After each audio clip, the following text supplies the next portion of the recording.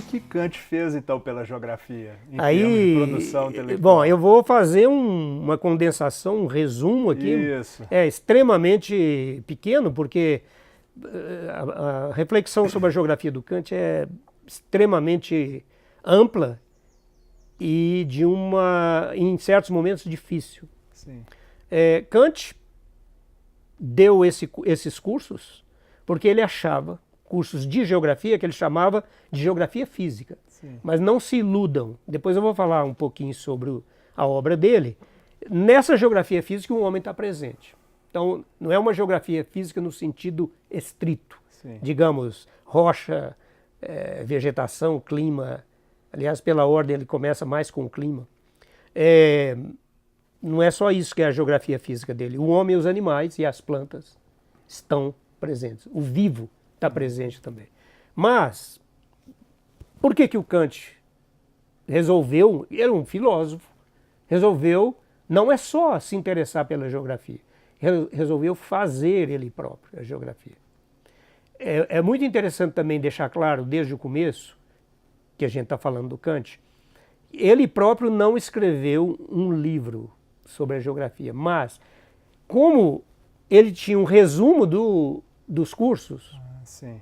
e esse resumo foi crescendo e deixou de ser um resumo, era uma espécie, ele falava que eram os meus cadernos, que tinha a ver, nos quais ele colocava o curso.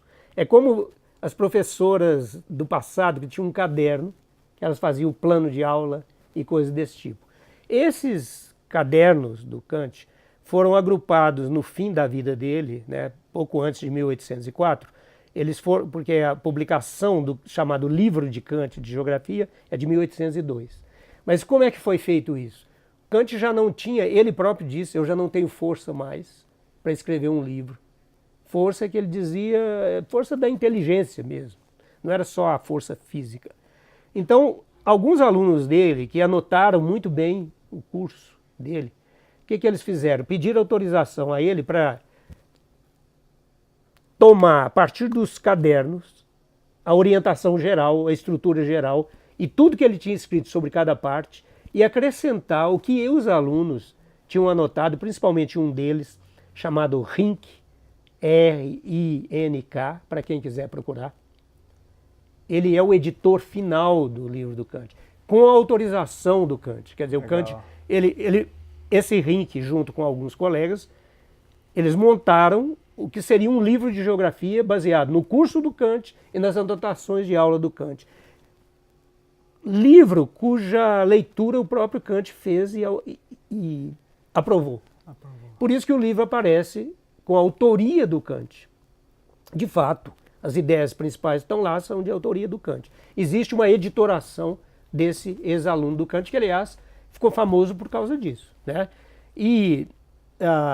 Mas eu dizia para você que por que o Kant resolveu dar esse curso e fazer essas anotações? Ele achava, e isso é crucial para quem a gente pode estar falando aqui, ele achava que os estudantes, principalmente jovens, a eles era dada uma tarefa de refletir, de reflexão, de raciocínio, já sobre os temas avançados. Ele achava que isso não podia ser assim. Entendi. Ele achava que em qualquer área, principalmente da filosofia, era preciso ter antes um conhecimento, digamos, básico de dois aspectos da realidade, sem os quais nós não temos como perceber a realidade.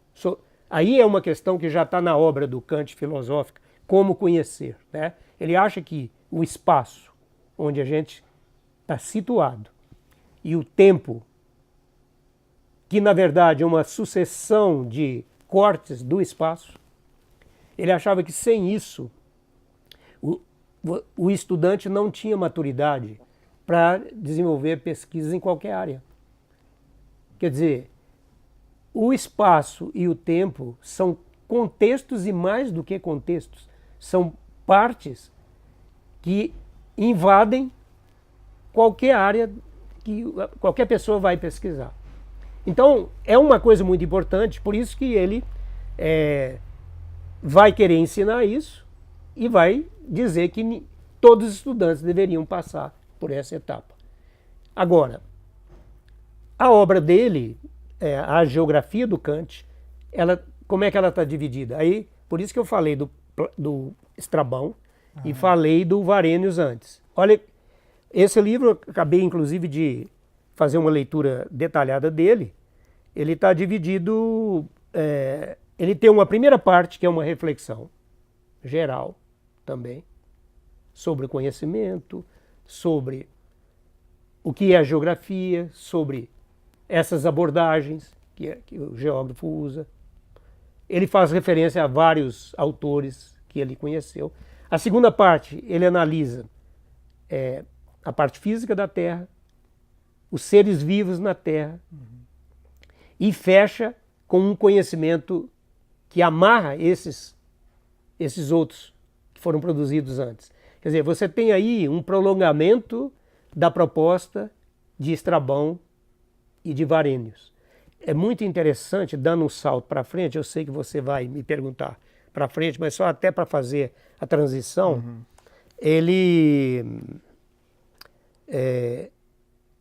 as geografias mais importantes que foram feitas depois de Kant são as chamadas geografias universais. Sim. Tem uma de um geógrafo dinamarquês que se naturalizou francês e escreveu em francês o que eles chamam de primeira geografia universal. Tem depois um geógrafo polêmico, extraordinário, que merecia até uma entrevista específica sobre ele, que é o Élisée Reclus, que é um geógrafo crítico antes da hora, né, um geógrafo anarquista, um fenômeno como figura. Ele faz a segunda geografia universal. Depois Vidal de la Blache e Lucien Galois, que é aluno do Vidal de la Blache, isso já na primeira metade do século XX, faz a terceira grande geografia universal. E finalmente agora, na transição do século XX para o século XXI, dois geógrafos franceses de uma geração que foi importante na segunda metade do século XX, Olivier Dollfus e Roger Brunet, coordenam a última geografia universal. Eu não estou querendo falar nisso como uma erudição, tá? Longe de mim. Eu estou querendo dizer o seguinte: se você pegar qualquer dessas geografias universais, você tem um modelo kantiano de fazer geografia. A forma de se fazer e o modelo kantiano que, por sua vez, tem origem lá em Varenius e, em termos geográficos, em Varenius e Strabão. Tá? É óbvio que o pensamento dele tem as suas originalidades e essas originalidades elas têm um componente que é a marca registrada do Kant nessa obra. Eu estou querendo dizer isso para as pessoas não pensarem que o Kant simplesmente pegou o que Strabão fez e o que Varenius fez, com isso ele construiu. Entendi. Não, é uma nova abordagem porque ela está baseada numa filosofia do conhecimento, né? Que são as críticas, as tais três críticas do Kant. E o Kant, em algum momento também, ele destacava a importância do trabalho de campo para o geógrafo, e isso para a gente é fantástico, né? Sem dúvida nenhuma. Pergunta ótima, por quê?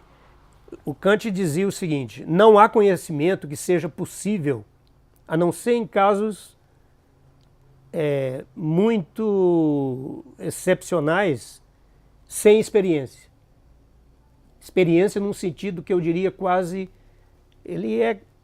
muita gente fala que ele é pré-fenomenológico, eu diria que ele é fenomenológico. Essa experiência é fenomenológica. E que essa experiência, a ideia de experiência do Kant, que depois os fenomenologistas iriam assumir, ela acaba sendo talvez uma das maiores inspirações para o papel do trabalho de campo. Outra coisa que essa pergunta que você fez agora me fez lembrar e que eu ia me esquecendo é a questão das representações. Na geografia de Kant fica clara o papel das representações. Porque você tem experiência, mas a experiência é o quê? É vivência, percepção e depois representação. No caso da geografia, há uma representação privilegiada, que é o mapa. O geógrafo, uma das tarefas que a sociedade espera dos geógrafos é que eles sejam capazes de fazer mapas que sejam cada vez mais representativos da realidade experienciada, percebida, etc. A raiz não é que o Kant tenha se aprofundado nisso. Outros que vieram depois dele se aprofundaram muito mais, mas a raiz disso já está lá no pensamento dele. Muito legal. É uma pena que o Kant não teve a oportunidade de fazer um trabalho de campo aqui em Diamantina, né? Porque essa região Aliás, do Espinhaço seria privilégio. Né? Nossa, essa é uma região fantástica, né? Aliás, ele não teve a oportunidade de fazer muito trabalho de campo, porque ele dizem, né, que ele quase não saiu ou nunca saiu de Königsberg. Mas aí você fez você levantou uma bola aí, né? Para usar um termo popular. Que trabalho de campo que ele usava? Os do Humboldt, por exemplo. Os do Forster, por exemplo. Quem que é Forster? Pouca gente conhece. Forster era um alemão que viajou com o Capitão Cook. O Capitão Cook não é um pirata, tá? Das histórias em quadrinhos. Sim. Capitão Cook é um viajante, né, inglês que estava fazendo a circunnavegação e que foi morto durante a circunnavegação. Uma das pessoas que estavam com ele, porque houve dois Forster, um é pai e outro é filho. Um deles, que é o que provavelmente Kant teve mais contato com, não sei se é exatamente com o mais novo, o Carl Ritter, por exemplo, teve com o mais novo. Mas ele falava que esperava as notícias isso é o Kant, notícias que o Forster trazia, que o Humboldt trazia.